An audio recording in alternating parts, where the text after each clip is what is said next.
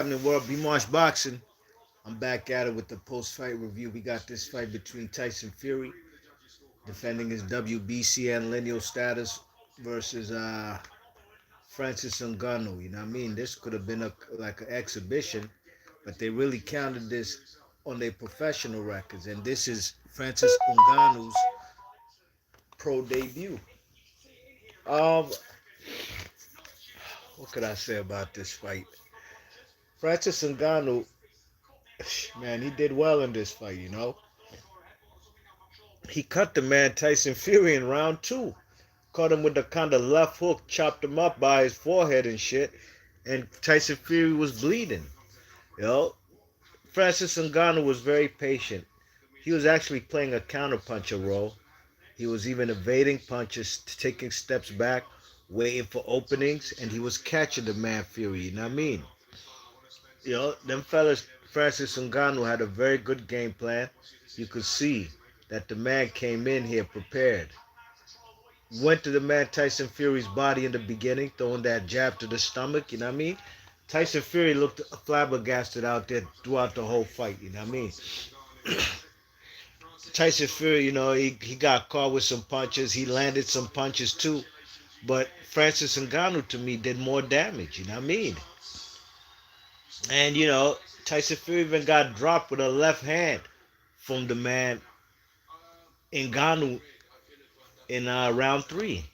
So it was a very telling fight. Maybe the man Tyson Fury ain't prepared for this guy, or maybe he was scared of the man's punching power. But in my opinion, Francis Ngannou controlled the ring generalship and dictated the pace. You know, he didn't go out of control and far and trying to just go bum rush the guy. He was very patient in there, and his counter punching ability to me was, in my opinion, what to me on my card, he won this fight. I don't care what nobody say. The knockdown is the difference. Tyson Fury, I had this fight a draw, but the knockdown in round three is the difference. And I got Francis Ngannou winning this fight. I thought Tyson Fury lost this fight. The three judges, well, they favored Tyson Fury in this fight via split decision. You know what I mean? But this fight actually surprised me. Francis Ngannou was much smaller than like per se a guy like Deontay Wilder, but he had a very nice game plan. Very nice game plan, and he had the man Tyson Fury out there. His feet were in quicksand.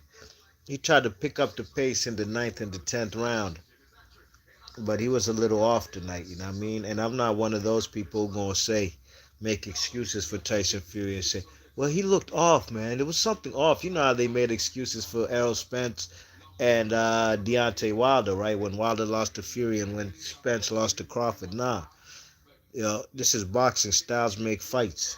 You know, well, I'm saying, let's say a man like Tyson Fury lost this fight, and let's say Usyk would have to fight the man Ngannou next, and let's say Usyk would beat Ngannou. But then Usyk might have, and then he says, "Fuck it, let's fight Tyson Fury." Styles make fights. That's not an easy fight, and I think the man Tyson Fury was just the counter punching and the boxing ability is what really kept this man Tyson Fury guessing out there. He switched stances when he got caught with that left on his forehead. But guess what? The man Francis Ngannou himself, he switched stances too. He showed, I could do what you could do, and that just had the man Tyson Fury, man. Tyson Fury was kind of flabbergasted in there, man. Mike 104, what up? What up? What's going on with you, big man? Let me read the chat one time. Mike 104 says, shout out Francis Ngannou. Take notes, Charlo. Absolutely. But Charlo hoe ass, if you didn't know that man was going to run or quit, then you don't know Charlo. And I'm not saying you per se, Mike 104. I'm saying in general. If you didn't know that the man Charlo was going to take a knee, I predicted he's going to take a knee. I thought he'd take a knee and just take the 10 count and call it a wrap. He did take a knee. I knew he was either going to quit, take a knee, and run. Mike 104 says Fury grossly underperformed. Ngannou overperformed. Congratulations. And of course, the reward is sweet. Yes, indeed. Mr. Doc says, now we know Fury is running from Usyk. No doubt, Mr. Doc. What's happening, man? Fury looked shot, in my opinion. Yeah, man. He looked bad in there, man. He looked bad. Modern Gnosis says, I had it a draw. I had it a draw too, but the knockdown's the difference. Nah, what is it? 95-94 on my card in favor of the man Francis Ngannou. Modern Gnosis says close fight always lean towards the champ. It is what it is. Are you a Tyson Fury fan, Modern Gnosis? Let us know in the chat. Mike 104 says Ngannou didn't even wrestle him. He boxed. Fury couldn't push him around like the much lighter Wilder. That's a fact. Yeah, good point. Usually Tyson Fury's a guy who leans on fellas, using that as weight advantage. But this guy's a big, sturdy, strong guy, Francis Ngannou, and that was not even uh, in the game plan for the man Tyson Fury. He didn't attempt to lean on him. You know what I mean? Wasn't too much grappling and clinching in there. Just a whole lot of boxing from the man Francis Ngannou, the winner in my opinion. Uh, Modern Gnosis says, I like both of these guys. Never thought it would go the distance. Well, I could agree with you on that. I didn't think this would go the distance. And I'm going to keep it tall with y'all. I've never ever in my life ever seen Francis Ngannou fight. So I wasn't familiar with him. I just know he was a guy who was a current or former UFC heavyweight champ. I'm not sure. But he looked very good tonight. Very good. Mr. Doc says, I just hope they don't do a rematch before Undisputed. Yeah, man. Undisputed now is what we're going to have to wait and see if that happens. They've been talking about this whole broadcast on December 23rd. They're going to have the fight in the same exact arena over there in Saudi Arabia. But the man Tyson Fury, he took a couple. Hey, look at Fury and Tyson and the Usyk. They're doing a little face-off. They're doing a face-off like Better Beef and Bivol did yesterday. Tyson Fury's left eye is swole. He has a cut above his right eye. He looks a little bit more battered. Definitely, no question, more battered than what's his name? Francis Ngannou. So apparently the contracts have been signed for all belts. The 23rd of December. Can't wait. That's a nice little Christmas present right there. Let's hear what the man Usyk got to say. Let me hear what he got to say. Before I get a copyright strike from ESPN Top Rank, man. Bob Arum always gives me copyright infringement strikes when I do old school videos and I put a little footage from like old school fights. Don King don't flag me. Anyways, December 23rd. Adari Penat says Francis Ngannou was robbed in the Tyson Fury fight. I wouldn't say he was robbed. I wouldn't say that. I did have him winning the fight, but it was a close fight. Modern Gnosis says Ngannou needs to switch to boxing and never go back to UFC. He'll get the bag in boxing and will be champ for sure within a year or two. Mike 104 says, I like Fury and I typically go for the boxing crossover fights against MMA, but damn, he put on for clown tonight, for Clown Town tonight. Yeah, man, Tyson Fury, he probably underestimated this guy, man. Hey, man, Frank Warren's still in the game making major moves, man. He's about to get a whole nother bag before the year is over, right before Christmas with Tyson Fury. Gotta give it up to him, man, Gotta give it up to him, you know what I mean? Them fellas is doing what he has to do, promoting his fighter. I'm just glad that this fight's gonna happen.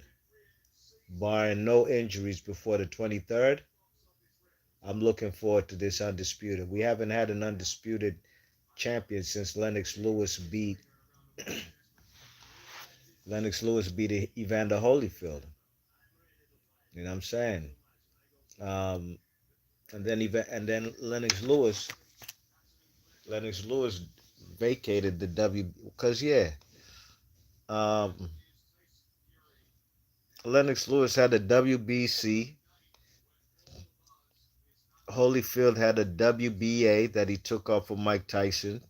That Tyson took off of Bruce Seldon. And Holyfield did a rematch with Michael Mora to get back the IBF strap. So that was the last time we've had an undisputed fight. And I believe that wasn't even in the year 2000. I believe that was in 1999, if I'm not mistaken. Yeah, I mean, so that's a damn good Christmas present if we get that on the 23rd of December. I'm looking forward to that.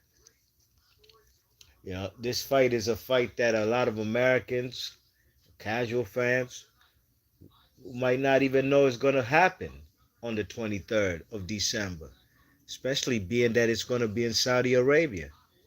There's no American participating in it. Ain't no Tyson Fury. I'm sorry, ain't no Deontay Wilder. Ain't no Evander Holyfield. Ain't no Mike Tyson. It's going to be a battle of two Europeans for the heavyweight undisputed title of championship of the world. Like I said, it ain't going to get much buzz here in the United States. Believe that. You can bet your bottom dollar it's not. But for real boxing fans, we needs this. Absolutely, we needs this. That's why there's not a lot of clamor on this side of the pond, USA, for the undisputed fight besides from real boxing fans. Just like there's not a lot of clamor for Better Bevan Bivol. Why? They're two Russians. They're not gonna have the fight in Russia. So it's not don't doesn't have a big buzz like Errol Spence and Tyson, what's his name, Bud Crawford for undisputed. It's a whole different ball game as far as the buzz for that fight, this Bud and Spence fight, and an undisputed heavyweight fight or undisputed light heavyweight fight. All right, where we at in the chat? Um, it's a whole lot of stuff I gotta read. Okay. Adari Pennant says MMA is pointless because they knock out a lot of people with their hands. Might as well do boxing and make big millions that way. I agree with that 100%.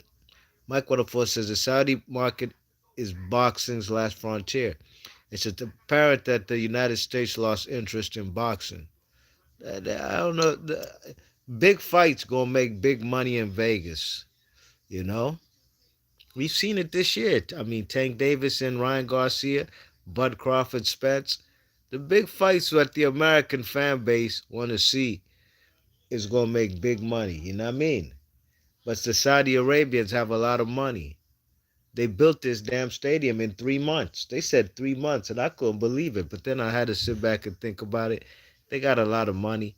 They probably had their workers out there working 24 hours a day. Because I'm sure there's a whole lot of foreign workers who was building that damn stadium. Yeah, I mean, but yeah, man, the Saudi Arabian man, they put on for AJ and Andy Ruiz the second fight.